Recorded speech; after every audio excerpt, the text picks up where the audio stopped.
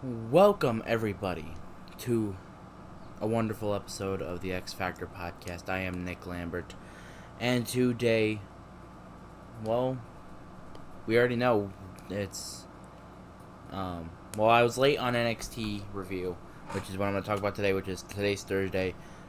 AEW review will come out a little bit later on today. And I gotta say, there's a couple things I'm not gonna talk good about AEW, so I'm gonna go on a little bit of a rant for AEW later on today. So I'm just letting y'all know right now. I'm not. It's not gonna be a good one for some of the AEW fans. If you don't like it, I would stay away for this review. And it's not really just a show. It's just more of the women's match, I might say. But we're already gonna get started right now. Dominic Mysterio, Rhea Ripley, they started off through show and for NXT, of course, and they started off with how they always do, boos everywhere, and pretty much Rhea hyping up Dom because he won the title. Wesley came out and won his rematch. And then Mustafa Ali came out and pretty much called out Wesley for losing the match. Called him, pretty much called him a loser. Let's just call it that. Which caused a little bit of a section spot between Wesley and Mustafa Ali. And I told everyone I told him last week. I think I told him the week before. Mustafa Ali is up to something, and it's gonna get interesting here. I don't know if it's a heel turn or whatever. It's going to get interesting. He beat Tyler Bate. We haven't seen Tyler beat since. Now with Wesley here, Mustafa's trying to start some of this beef now. Look where we're at. It ended up with them two. The segment ended up with them two going at it. Dominic Mysterio, he got out, started laughing at him, and they both realized that they played themselves, and and that's what they. Oh, kitty cat, go. Sorry. Cat in the podcast here. So that's pretty much how NXT started.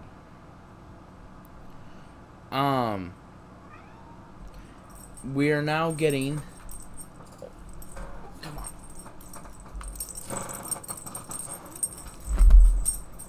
Sorry about that.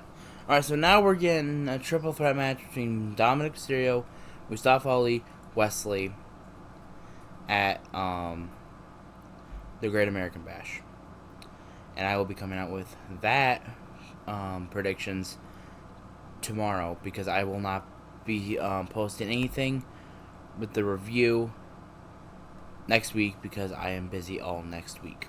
So if you want to see my opinions, reviews on some things, follow the Twitter XFactorMG5654. Most of my fans are usually followed me on Twitter, so try to expand the fan base up a little bit. We're gonna expand that up, and then we're gonna start streaming soon. Start streaming some Madden, WWE 2K, AEW Fight Forever, Fortnite, Fall Guys, whatever you want. I will get on there with that. But yeah, we're gonna have a triple threat match. How I would have booked it though, if you guys know the podcast already, I like to fantasy book a couple things. Is have Wesley and Mustafa Ali have a match to determine who will face Dominic first, because Mustafa earned his right to get his match. Wesley, he earns his right to get his rematch. So boom, you put them together, have a match, and then you just go full with that. But the triple threat's I think it's gonna be a good, interesting match.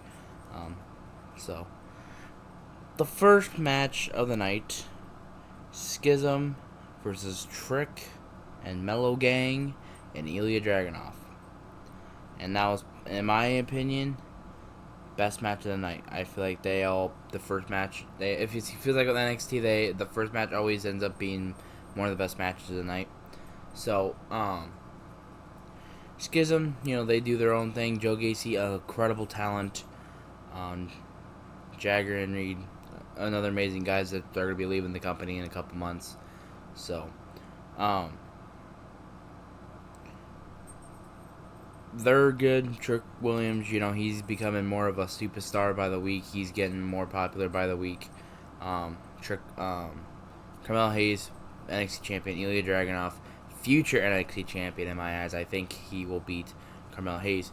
But the end of the match, around the end of the match, Ilya Dragunov went to go for his running headbutt. Joe Gacy moved out of the way. Boom, hit Trick Williams. That caused some beef already.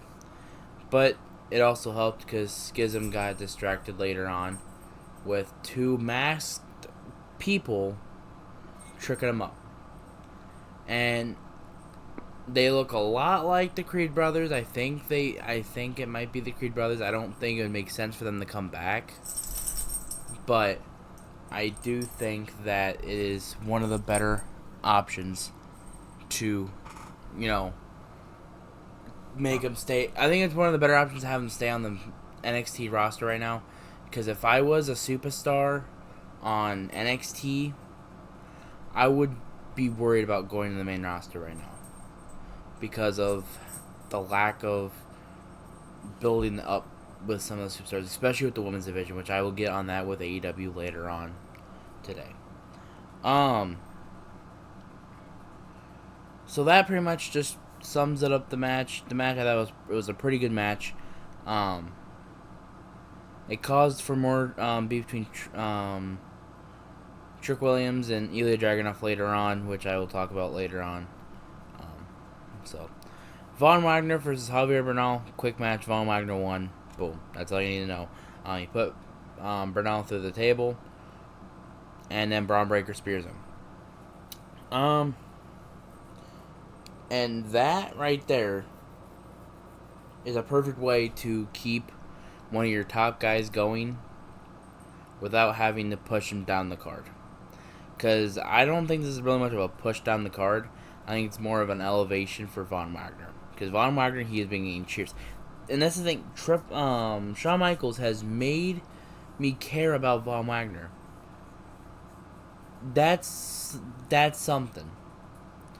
That'd probably be the last thing. And I liked Von Wagner before.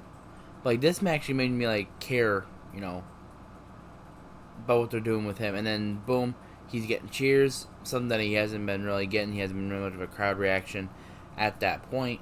And then, boom, they put one of their biggest heel on the roster, Braun Breaker, and you put him right in there. Boom, just like that.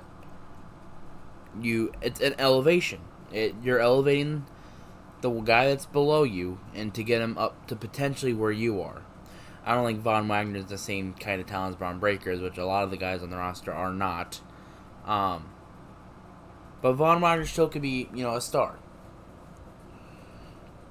So with that being said, I think this rivalry, it's going to be a very, very interesting and intriguing rivalry between the two. I do potentially see some stipulations coming in and out of this rivalry in the upcoming months, so that's going to be something. Gable Stevenson had his future thing, whatever, talking about, all that, and it was either back to the Olympics, or go to the Olympics, win his second Olympic gold medalist or whatever, and go back to college and win his third national championship. Baron Corbin comes out, and like I said, this is another elevation thing.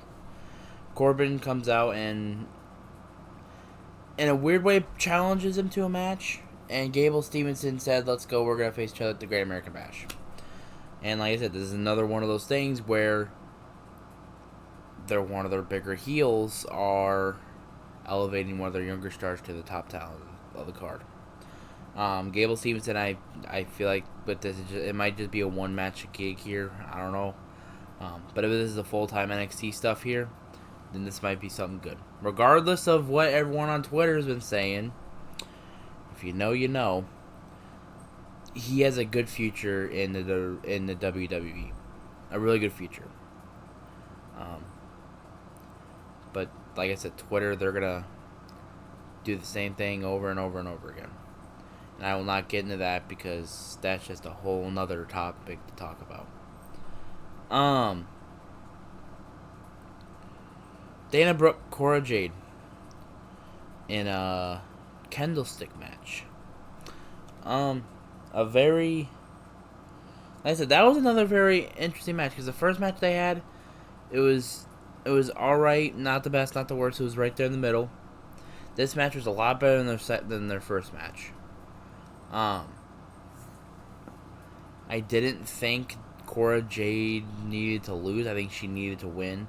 Because at this point, when you're having people come down to the NXT roster, those people that were on the main roster should at least be getting some of the younger talent that's already on NXT pins and wins and all that. Kind of like how Corbin did to Carmel Hayes.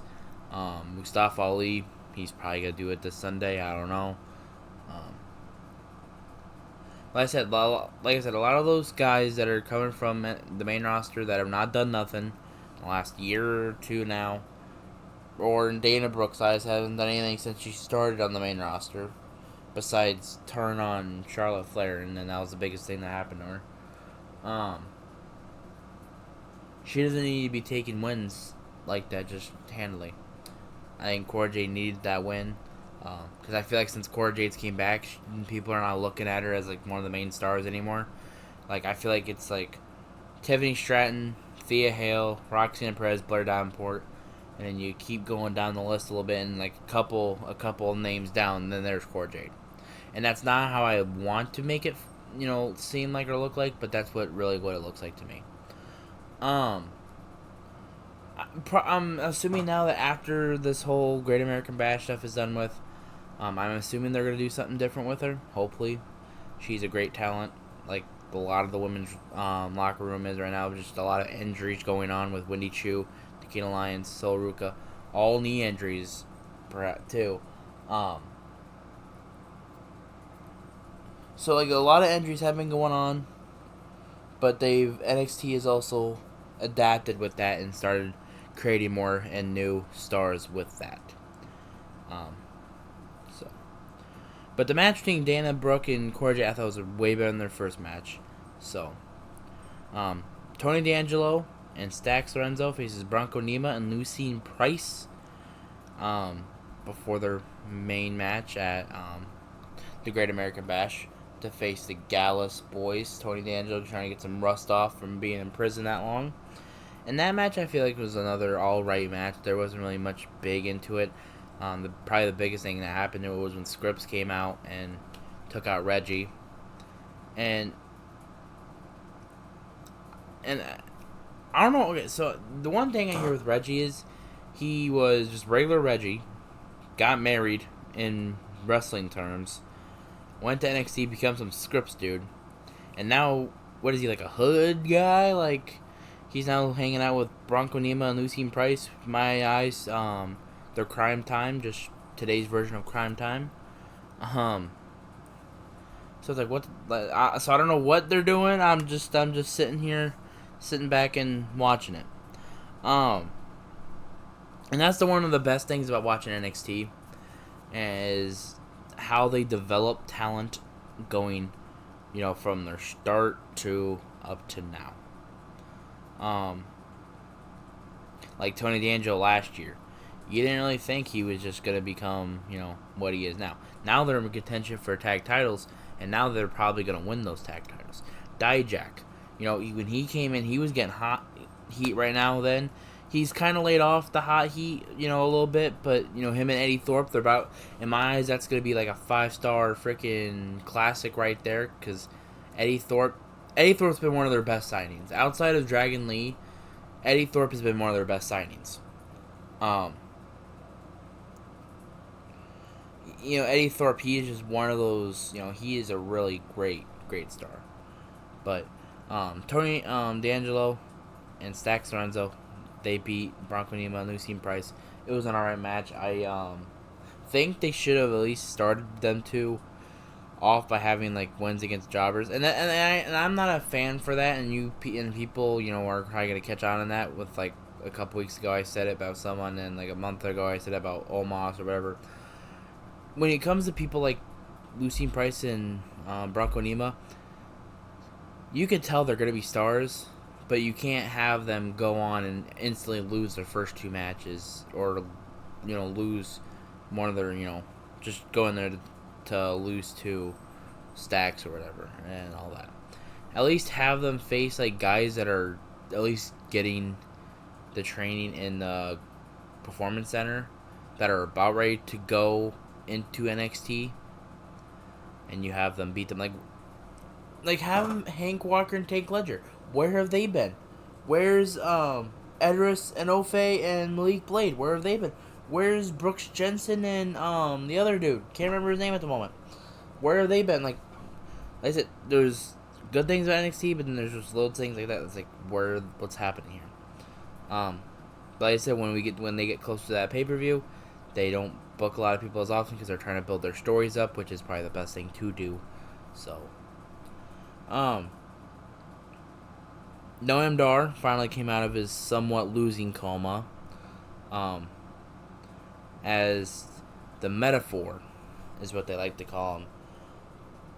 Pretty much said that since Noam Dar was not the one who technically lost the cup, he is still champion, and they gave him some hand-me-down trophy.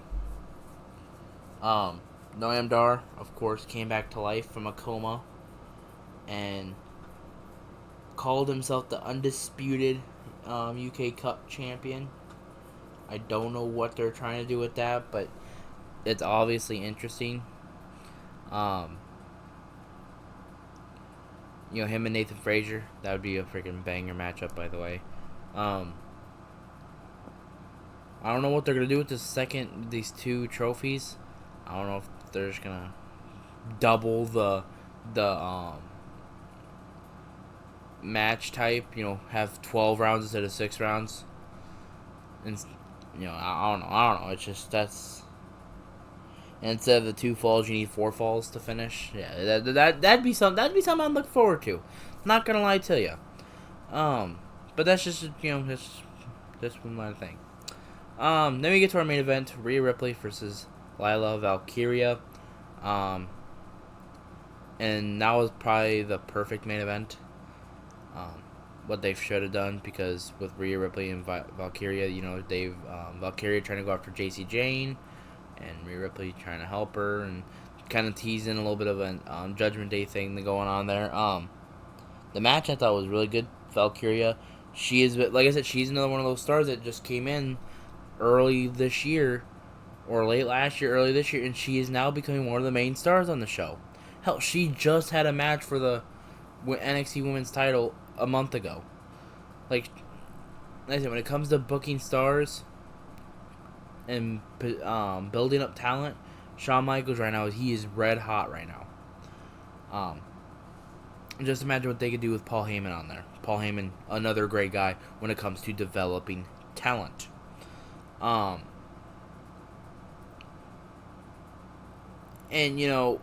Rhea Ripley, and the thing is, I'm gonna go on this little rant right now about the women's division.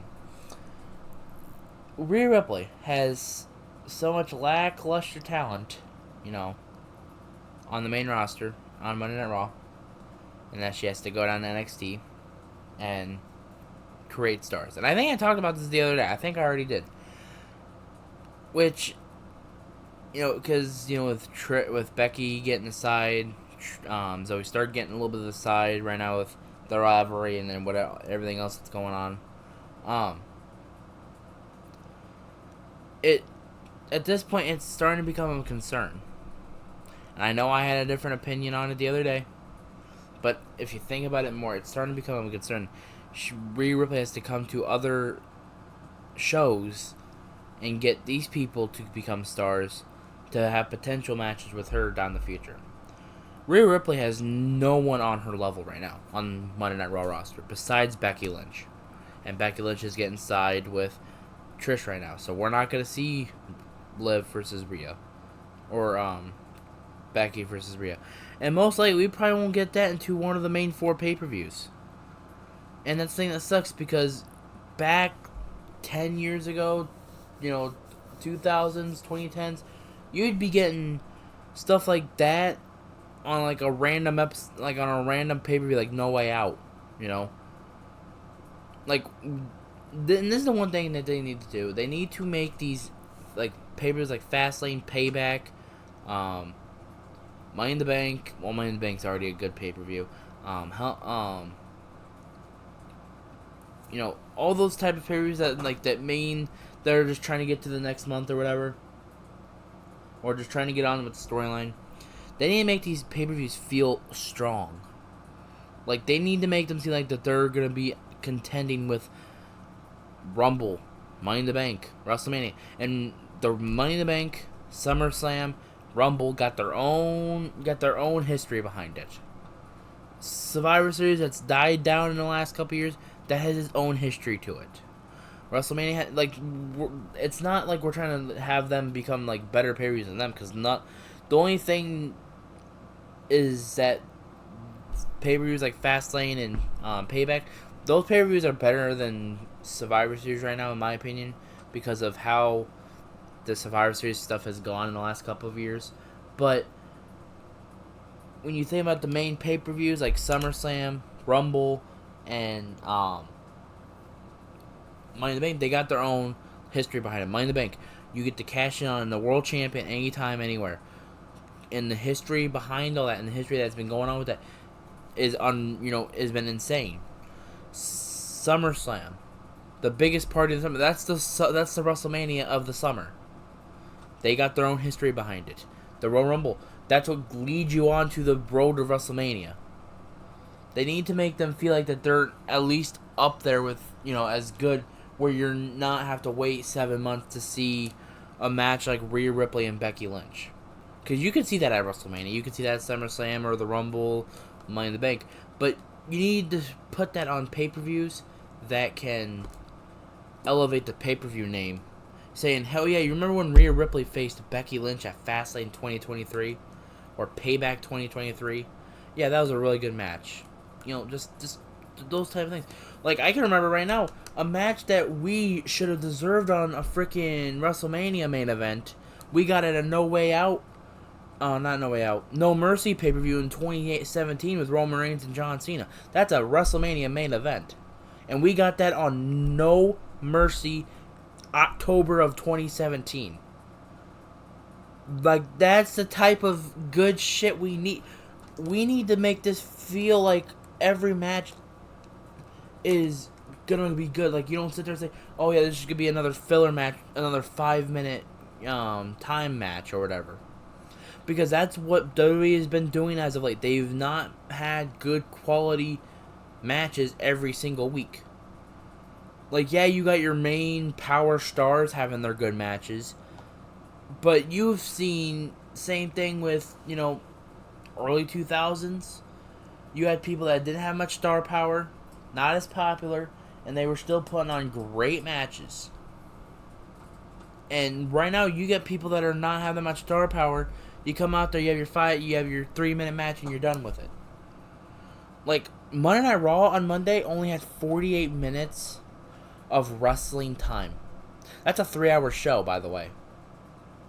And thank God to one of the guys I see on Twitter who does the wrestling time stuff. Yeah, that is just 48 minutes of wrestling time. And I'm going to even go deeper here, because I'm going to compare last week's numbers with everything here.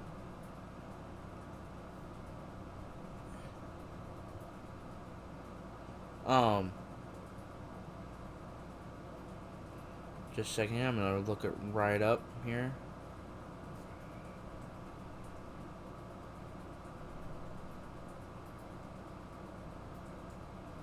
Alright, last week.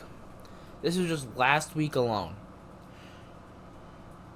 Rampage got 44 minutes in an hour show. Makes sense. Dynamite got 75 minutes because of the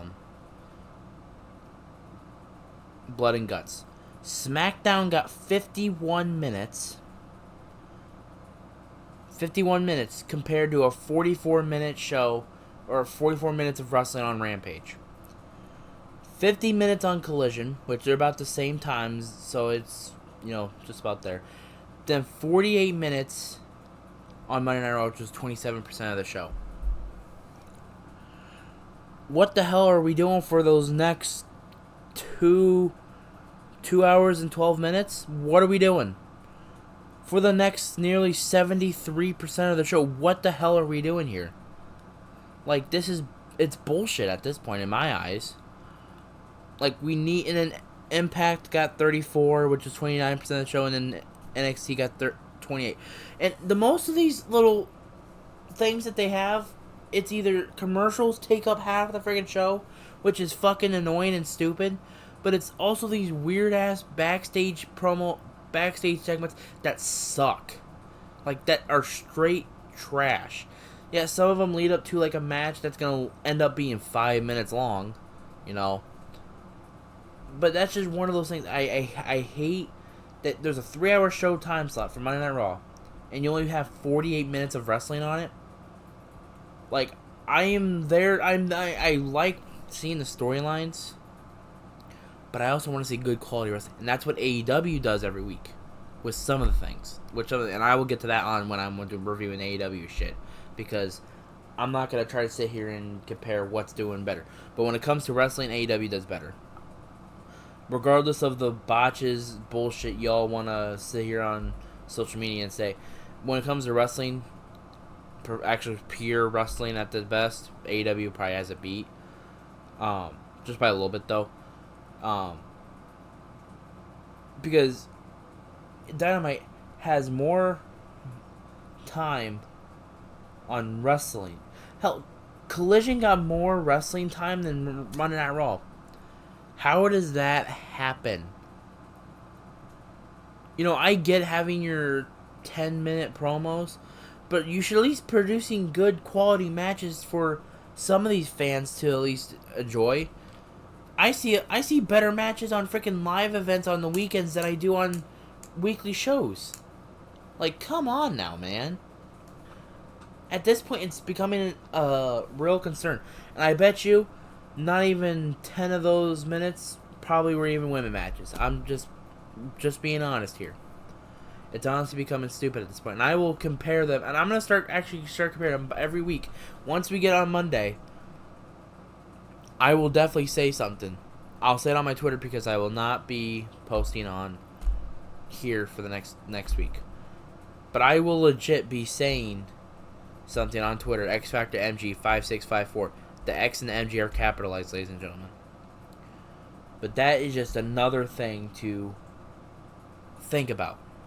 And like I said, if you disagree on or have any opinion on it, like I said, the Twitter will be in the description below. Always check the description, by the way, because I always got something going on there. I'm going to start having some question stuff. Answer them in the comments. I will answer them and review them on the next show.